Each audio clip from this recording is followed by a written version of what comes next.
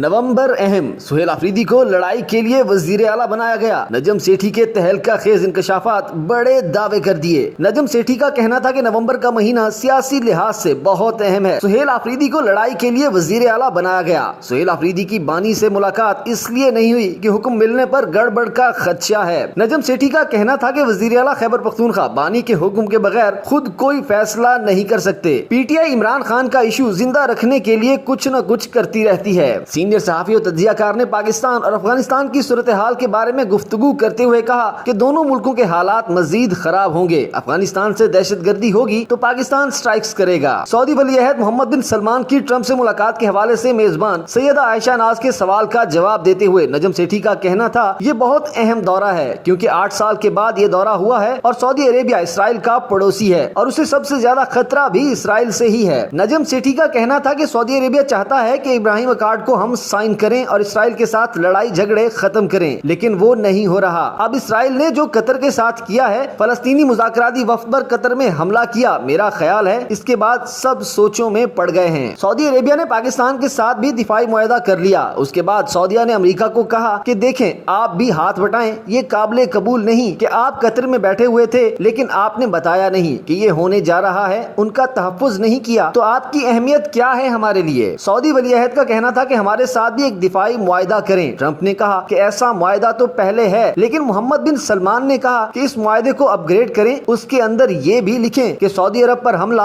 America पर हमला तस्वुर होगा। फिर सऊदी वली अहद ने कहा कि अब वक्त आ गया है, हम आपसे कब से मांग रहे हैं कि F-35 जहाज हमें दिए जाएं। आप फिक्रमंद हैं कि हमसे पाकिस्तान या कोई और इस टेक्नोलॉजी को चुरा लेगा और फिर चाइना तक न पहुंच जाए। इसके बाद उन्होंने मौका देखते ही हथियार भी मांग लिए। नजम सेठी का कहना था कि दूसरी तरफ डोनाल्ड ट्रंप ने सोचा कि हम भी उनसे कुछ ले लें। उन्होंने भी सऊदिया से $600 अरब की इन्वेस्टमेंट का मुआहदा किया है। उसके बाद उन्होंने इब्राहिम अकॉर्ड के बारे में गुफ्तगू की।